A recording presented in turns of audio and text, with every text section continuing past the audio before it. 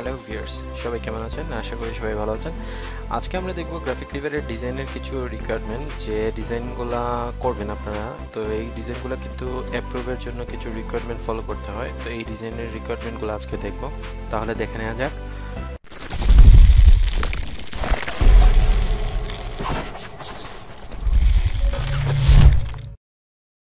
যেকোনো একটা browser open করে নেবেন। ওপেন করার পর আপনাদের ইনভার্টার মার্কেটে লগ ইন করার পর এখানে আপনি হেল্পে যাবেন। তো হেল্পে যাওয়ার পর আপনারা যে ডিজাইনটা করবেন, ডিজাইনের একটা ক্যাটাগরি থাকবে। যেমন আপনি যদি বিজনেস কার্ড করেন বা ফ্লেয়ার করেন, যে কোনো একটা ডিজাইন করেন, তো এই ডিজাইনের কিন্তু আপনি কিছু রিকোয়ারমেন্ট জেনে নিতে হবে। তো হেল্পে গিয়ে আপনি চাইলে এটা জানতে পারবেন। আমি এটা কিছু অংশ সেভ করে রাখছি, তো এখানে দেখে নেই। এটা হচ্ছে বিজনেস কার্ডের একটা মেজারমেন্ট, একটা রিকোয়ারমেন্ট এখানে দেওয়া আছে। দেখেন, বিজনেস কার্ডের সাইজটা হচ্ছে 3.5 ইঞ্চিস এবং 2 ইঞ্চিস। এখানে কিন্তু এটা হচ্ছে আমাদের বিজনেস কার্ডের মূল যে সাইজটা থাকবে এটা। তো এখানে কিন্তু দেখেন, এই হচ্ছে আমার বিজনেস কার্ডের পুরোটা। এই যে সায়ান কালার যে পর্দাটা আছে, এটা হচ্ছে আমাদের বিজনেস কার্ডের পুরো সাইজটা। তো এখানে ব্লিডস কি, স্ট্রিমলাইন কি এবং সেফ জোন কি, এটা ভালো করে বুঝতে হবে। কারণ এগুলো যদি আপনারা ভালোভাবে না বোঝেন তাহলে কিন্তু আপনাদের ডিজাইন কিন্তু অ্যাপ্রুভ হবে না। আপনি ডিজাইন করবেন ঠিকই, ভালো ডিজাইন করবেন, কোয়ালিটি সম্পন্ন ডিজাইন করবেন, কিন্তু এটা অ্যাপ্রুভ হবে না। তো এইগুলো আজকে ভালো করে একটু জেনে নেই।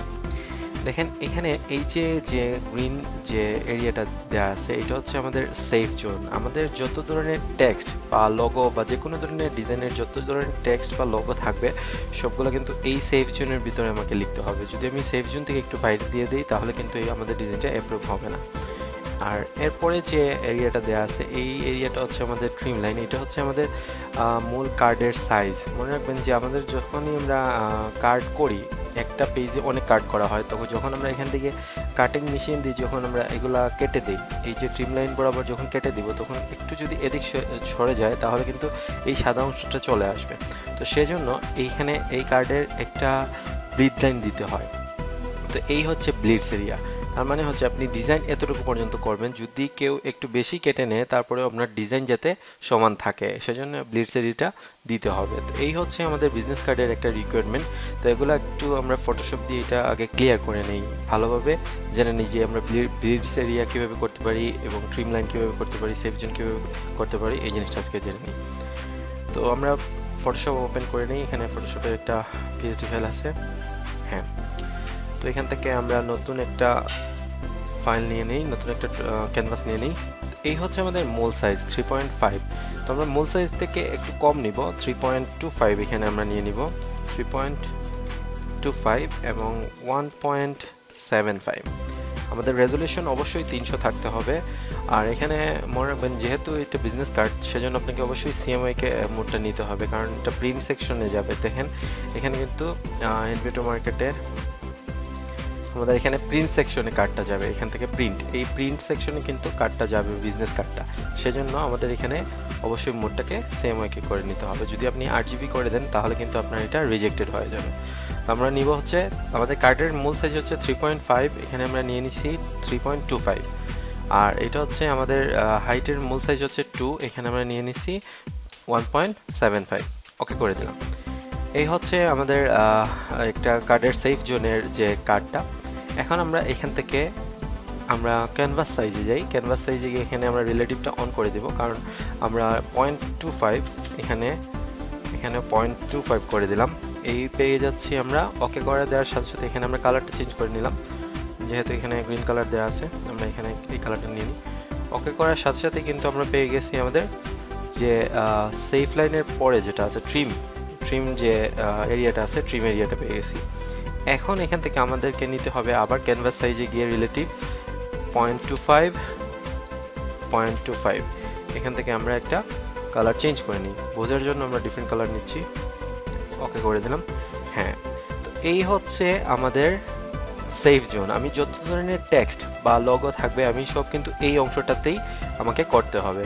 আমি যদি এখান থেকে এই গ্রিন এরিয়াতে চলে যাই কিন্তু অ্যাপ্রুভ হবে না। ভালোভাবে আমাদের কিন্তু রিকোয়ারমেন্টটা ফলো করতে হবে।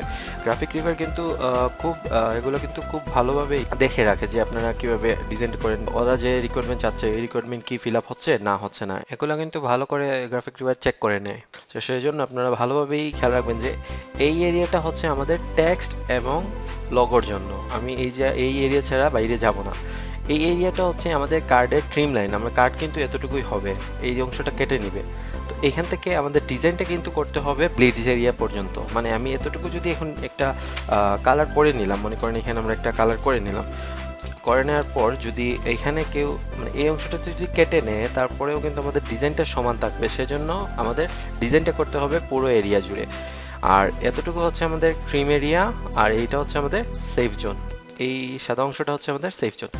এই হচ্ছে মূলত আসলে বিজনেস কার্ডের রিকোয়ারমেন্ট। এইভাবে আমরা বিজনেস কার্ডের ডিজাইন করতে পারবো। যে কোনো ধরনের বিজনেসের কার্ডের ডিজাইন আমরা এইভাবে করে এটা মোকআপ করে আপলোড করে দিতে পারি।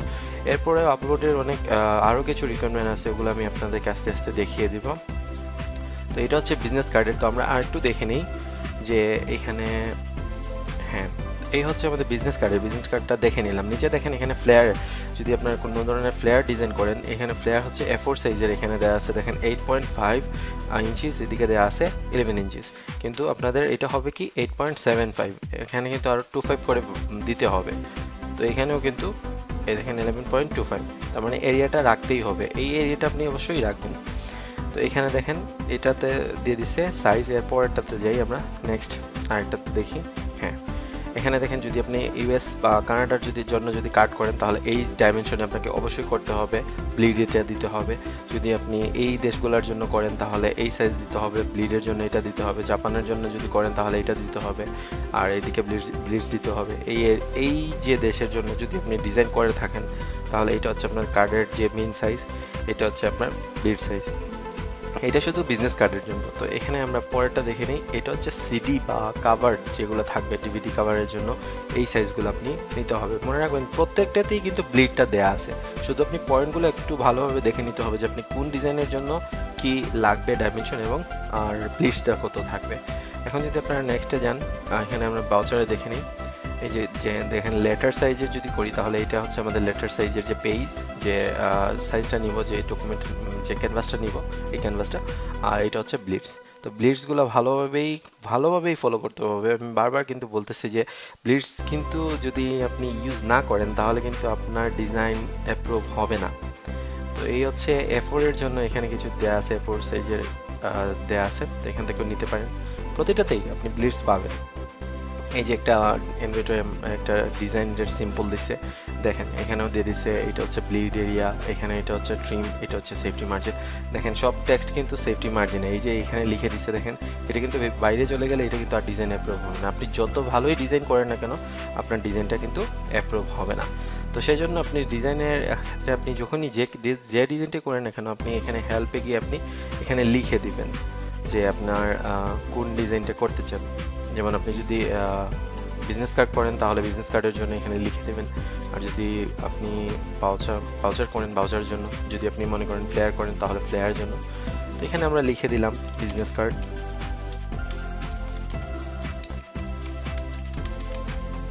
বিজনেস কার্ড দিয়ে আমি এন্টার করে দিলাম। এখানে এই যে বিজনেস কার্ডের গ্রাফিক রিকোয়ারমেন্ট বিজনেস কার্ডের এখানে ক্লিক করে দিলে এই যে এখান থেকে বিজনেস কার্ড টেমপ্লেট দিয়ে দিলাম। দেওয়ার সাথে সাথে আমি এই যে এখান থেকে ব্লিডসটা চলে আসছে। তো এখন যদি আপনি ফ্লেয়ার করেন, ফ্লেয়ারের জন্য ফ্লেয়ার সার্চ করবেন, যে ডিজাইন করবেন আগে ভালোভাবে ওর রিকোয়ারমেন্টগুলো পড়ে নেবেন আপনারা, তারপর আপনারা ডিজাইন করবেন, দেন আপনারা ডিজাইনগুলো আপলোড করবেন।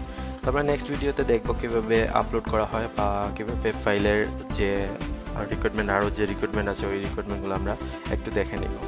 তো সবাই ভালো থাকবেন, আর ভিডিও ভালো লাগলে অবশ্যই লাইক করবেন, কমেন্ট করবেন যদি কোনো প্রশ্ন থাকে, আর শেয়ার করবেন যদি ভিডিওটি ভালো লাগে থাকে, আর অবশ্যই সাবস্ক্রাইব করবেন। সবাই ভালো থাকবেন।